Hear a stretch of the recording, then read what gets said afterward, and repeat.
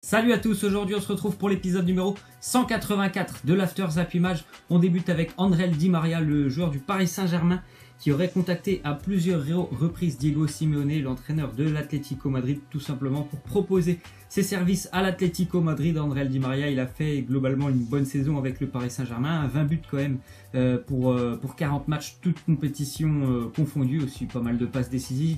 Bien sûr, il a été beaucoup plus important pour le Paris Saint-Germain en 2018 et il a été beaucoup plus présent aussi sur le terrain parce que Neymar a été blessé, ce qui lui a permis tout simplement d'être titulaire. Sinon, c'est vrai qu'en première partie de saison, c'était un peu plus compliqué pour Di Maria. Je pense qu'il sait que aussi ça va être certainement compliqué l'année prochaine. On ne sait pas si Thomas Tuchel compte vraiment sur lui, mais l'Atlético a toujours été très intéressé. Depuis maintenant une bonne année, l'Atlético a toujours été intéressé par André Di Maria. Lui aussi, visiblement, il a l'air très intéressé à l'idée d'aller jouer pour les Colchoneros et d'être entraîné en plus par un entraîneur argentin. Ensuite, on voit du côté de Saint-Etienne la prolongation de contrat de Jean-Louis Gasset qui était arrivé en cours de saison pour aider les Verts à aller chercher le maintien cette année. Il a fait largement mieux que ça, Jean-Louis Gasset. Il a fait vraiment du très beau boulot, surtout lors de la deuxième partie de cette saison de Ligue 1 où les Verts, je crois, ont fait un parcours exceptionnel sur la deuxième partie de saison. C'est l'une des meilleure équipe sur la phase retour du championnat de Ligue 1, donc c'est normal je pense pour Saint-Etienne et pour Gasset de continuer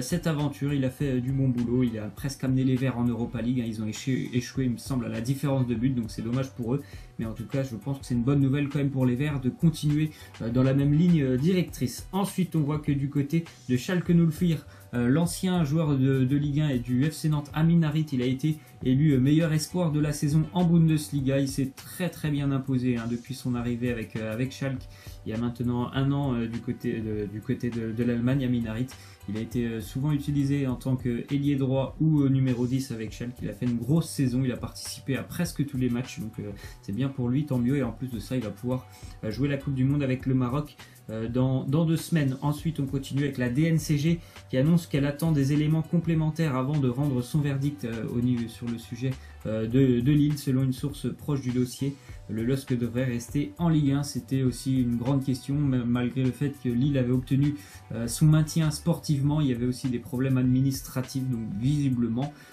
tout devrait rentrer dans l'ordre et Lille devrait pouvoir évoluer en Ligue 1 l'année prochaine. Ensuite, on voit que les Colchoneros, encore une fois, les Colchoneros de l'Atlético Madrid, ils ont fait de Thomas Lemar une priorité pour renforcer leur secteur offensif cet été. Thomas Lemar, on sait déjà que je pense qu'il va vouloir quitter l'AS Monaco. Il a vu que Fabinho avait quitté le navire cet été. Thomas Lemar, il devait déjà quitter l'ASM il y a un an, normalement pour Liverpool. Ça s'était pas fait alors que Liverpool proposait vraiment une grosse offre du côté de Monaco. On avait refusé Monaco, donc je pense que pour Lemar, il a certainement lui aussi envie d'évoluer. Ça pourrait être vraiment pas mal de rejoindre un club qui a vraiment de grandes ambitions, déjà en Espagne et aussi sur la scène européenne. Ensuite, on voit une déclaration de Grigor Skrikoviak, le milieu parisien, qui n'a pas joué au Paris Saint-Germain. Il a été prêté à West Brom cette année. Il nous dit: je retourne à Paris et je veux me battre pour une place de titulaire. Ça va être très compliqué pour Skrikoviak.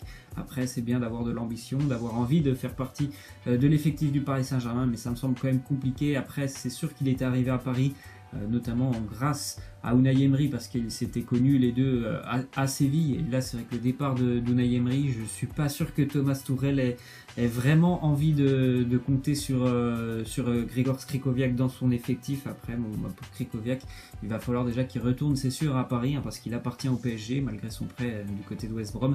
Et puis il va falloir aussi, je pense, qu'il trouve un nouveau club. Ensuite, on voit que le président, le propriétaire de Fulham a annoncé que Ryan Sessegnon, c'est pas la première fois que je vous en parle, 18 ans, il devrait rester à Fulham, qui a été promu en première ligue. C'est une superstar malgré son jeune âge.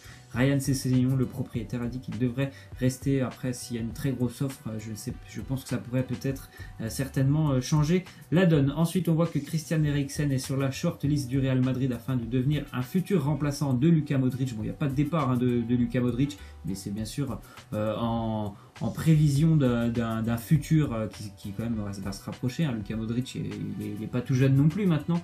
Donc dans quelques années, il faudra bien sûr lui trouver un remplaçant. Donc en prévision, il y a Christian Eriksen qui est cité. En plus, Luka Modric et le Real et Tottenham, ils entretiennent de très bonnes relations. Hein, de Luka Modric, on rappelle qu'il vient quand même de Tottenham. Et il y a aussi le FC Barcelone qui était intéressé par Christian Eriksen en cas d'un éventuel échec dans le transfert de Griezmann. Eriksen, c'est un joueur qui est énormément technique. Il est très très doué au milieu de terrain. Il a une très très bonne qualité de passe. Il a une très bonne vision du jeu. Il a une très bonne frappe de balle. C'est un joueur qui est vraiment complet. Donc c'est sûr que pour ces deux clubs, c'est normal d'entendre parler d'un grand joueur comme ça qui va certainement faire mal à l'équipe de France pendant la phase de groupe, puisqu'on l'affrontera lors du match France-Danemark. Ensuite, on voit encore une fois que Tottenham s'intéresse à un autre joueur, Christian Pulisic, le jeune ailier du Borussia Dortmund, donc qui a seulement 19 ans. Il a fait une saison complète avec le Borussia, il a beaucoup joué, il a très peu marqué, mais c'est un joueur qui est très très vif, qui a vraiment de super qualité aussi technique et de rapidité. Il est très très rapide sur son côté. Et c'est vrai que Tottenham, si on regarde un petit peu l'effectif, il manque un petit peu ce style de joueur dans l'effectif, donc il s'intéresse à Christian Pulisic. Ensuite, on voit que Thomas Tuchel aurait ciblé Ousmane Dembélé si ce dernier décide de quitter le FC Barcelone. Thomas Tuchel, il l'a connu, Ousmane Dembélé, c'est lui qui l'a fait venir du côté du Borussia Dortmund, donc il aimerait bien profiter. Pour le moment, on ne sait pas trop ce qui se passe avec le dossier Dembélé du côté de Barcelone, on ne sait pas trop aussi ce qui se passe avec Antoine Griezmann, mais en tout cas, Thomas Tuchel et les dirigeants du Paris Saint-Germain, ils se tiennent prêts. Si jamais il y a un gros coup à faire, ils sont prêts à faire ce coup. Ousmane Dembélé, Thomas Tuchel qui le connaît bien, donc Dembélé, et il a vraiment envie que Dembélé fasse partie de l'effectif du Paris Saint-Germain. Et on apprend aussi sur la une de Mundo Deportivo que normalement Clément Lenglet va s'engager avec le Barça. Il y aurait eu un accord déjà à peu près pour 35 millions d'euros. Ensuite, on voit une déclaration de Fabinho. Il nous dit pourquoi avoir choisi Liverpool. C'est un grand club très ambitieux qui a fait de très belles choses sur les dernières années. Ils ont été en finale de Ligue des Champions, ils sont toujours là en Première Ligue parmi les premiers. C'est normal aussi pour Fabinho, et ça fait longtemps qu'il était à Monaco.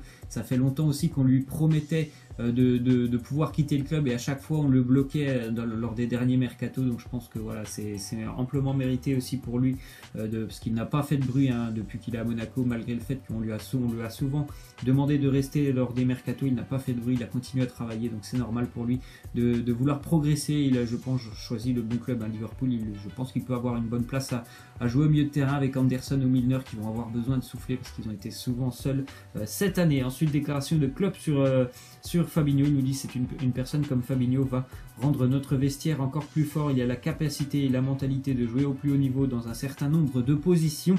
Et il peut jouer en 6, en 8, mais aussi latéral droit, c'est cool. Il est tactiquement très fort et intelligent. Je pense qu'il va améliorer notre équipe. Bon, voilà, avec Jurgen Klopp, il a tout résumé sur Fabinho, qu'on connaît maintenant depuis quelques années en Ligue 1. Ensuite, déclaration d'Mbappé, il nous dit c'est facile de jouer avec Fekir, c'est un très grand joueur. J'ai juste à m'adapter à son jeu, aux choses qu'il sait faire. Il a une qualité technique tellement au-dessus de la moyenne que c'est facile. Je pense que c'est facile quand tu joues avec Nabil Fekir, le football il est beaucoup plus simple, tellement il a une qualité technique hors du commun. Il est capable de délivrer de très très bons ballons, il se facilite vraiment le jeu. C'est toujours des choses assez simples qu'il fait Nabil Fekir, et même quand c'est compliqué, il rend les choses assez simples. Donc c'est sûr que c'est vraiment très agréable de jouer avec ce genre de joueurs. Ensuite, on voit que l'équipe de France a remporté un match 5-0 face au U19 du Paris Saint-Germain. C'était hier dans l'après-midi, donc c'était les remplaçants et les joueurs qui n'ont pas joué face à l'Irlande lundi. Donc la compo d'équipe, vous pouvez la voir. Les buteurs, c'est Dembélé, Griezmann, Thauvin.